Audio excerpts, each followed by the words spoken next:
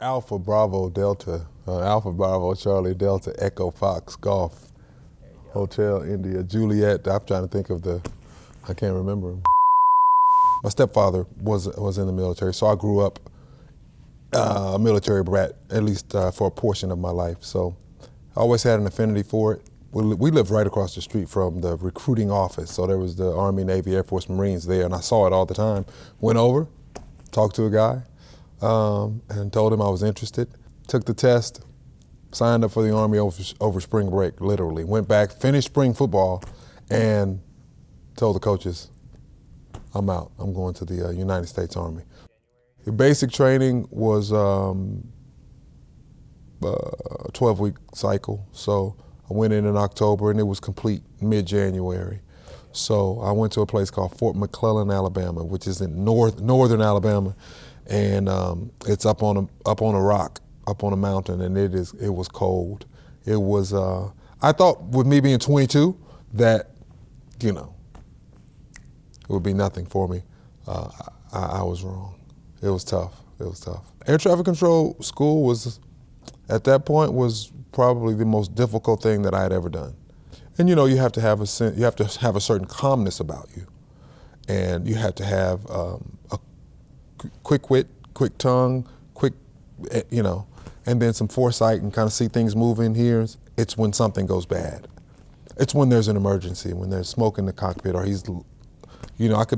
the weather gets bad. I'm holding 10 people over one particular point, and I'm bringing them down one at a time, and there's 1,000 feet between each one, and I bring each one down 1,000 feet, and there's 10, and there's 9, and there's 8. Well, the seventh one says he's low on fuel.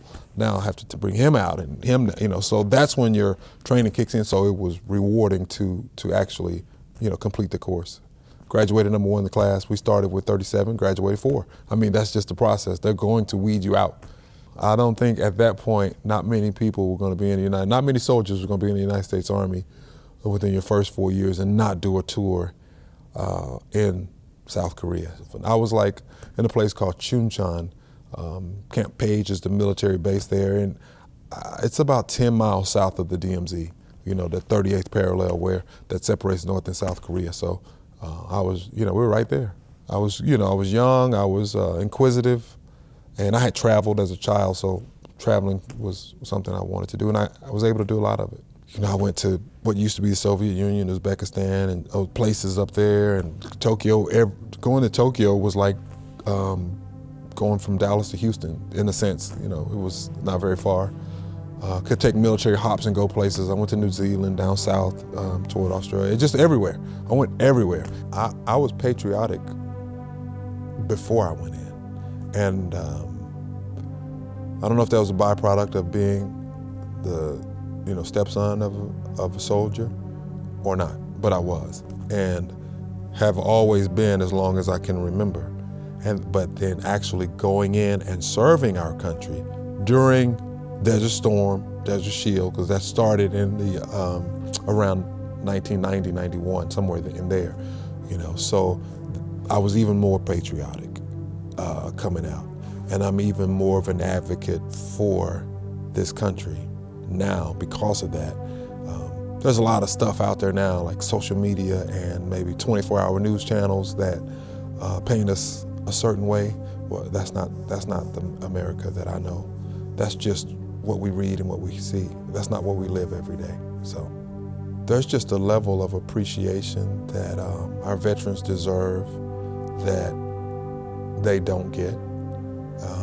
There's been movements, foundations that people have that do things for our veterans, especially those of the wars, veterans of foreign wars, But we need to do more to show how appreciative we are.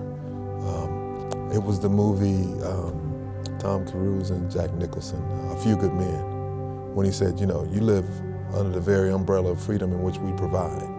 Well, we do. We live under that umbrella of freedom that they provide for us.